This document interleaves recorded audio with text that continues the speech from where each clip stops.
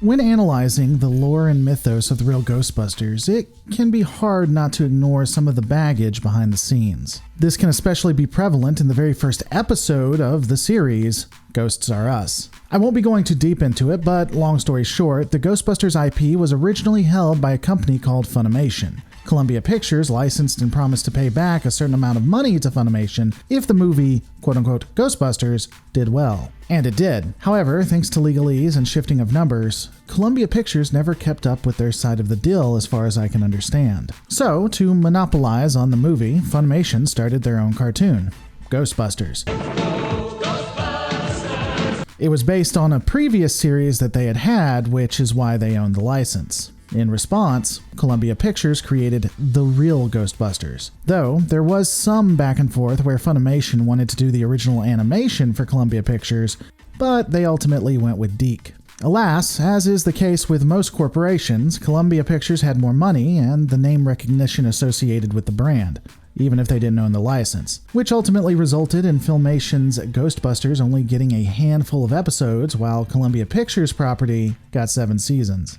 All of this is important because even the first episode was reflective of how sassy Columbia Pictures was being. You have the very first thing Columbia Pictures puts up, the very first piece of the property, and it's called Ghosts Are Us. Hell, you have Janine in this episode, my first waifu and the secretary, saying that they are the quote-unquote real Ghostbusters, not like those other guys. No, ma'am. This is the real Ghostbusters, not Ghosts Are Us. But if we're all being honest, the real Ghostbusters was a much better product in every sense of the word, so I guess it worked out for the consumer, even if an entire animation company was completely destroyed over it. Capitalism.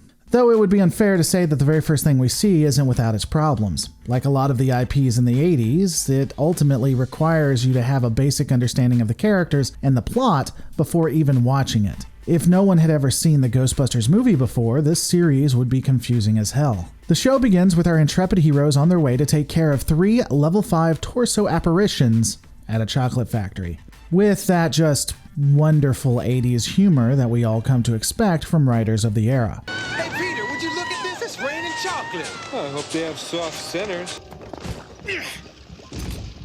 Reminds me of a college party I went to once. What warp dimension do you think they came from? Possibly New Jersey. Almost no intellect reading. The 3 apparitions are dispatched quite easily, and even though the Ghostbusters cost what I can only imagine to be tens to hundreds of thousands of dollars in property damage to the chocolate factory, they're given a lifetime supply of chocolates. Though, I'll admit it was very nostalgic and just cool when they focused on bringing the proton packs online.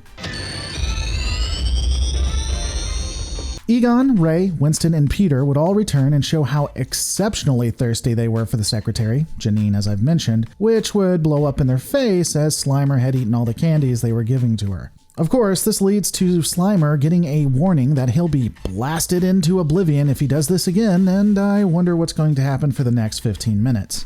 Surprise, surprise, Slimer deactivates the prison for the 3 demons and they get away. Yet all the other demons in the system don't.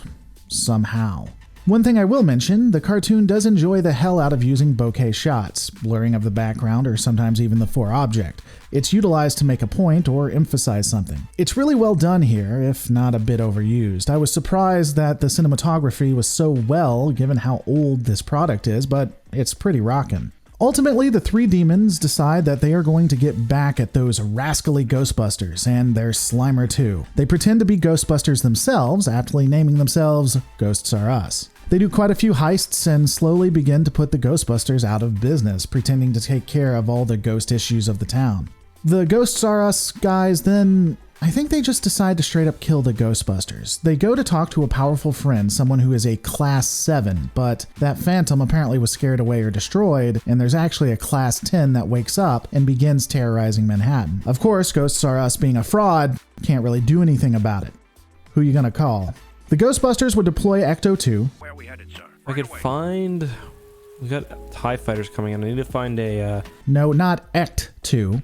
Ecto-2, basically a small helicopter in the back of the car, because that's a thing apparently, and they cut off both the Class 5s and Class 10 at the bridge, with massive damage done to the city already. They capture the 3 level 5 apparitions and do battle with the level 10, with the thing so big that even the proton packs are barely effective. Egon and Ray lure the thing on top of a bridge while Slimer redeems himself by causing the thing to slip and fall down. The massive entity drops into the water with the Act 2 set to blow, and after a brief, I'm guessing, nuclear explosion, the apparition is gone and the city rejoices, celebrating these Ghostbusters. Because if something is a war zone and citizens use technology that would make the military worry, everyone's happy about it because they save the day. Ultimately, like all properties in the 80s, this was a self-contained story and a fun little romp. Stay tuned while we continue down this tale for as long as we can. Don't forget to rate, comment, and subscribe, and I'll see you on the next Lore Reloaded. And how's the most beautiful secretary in the world? We brought you a little surprise.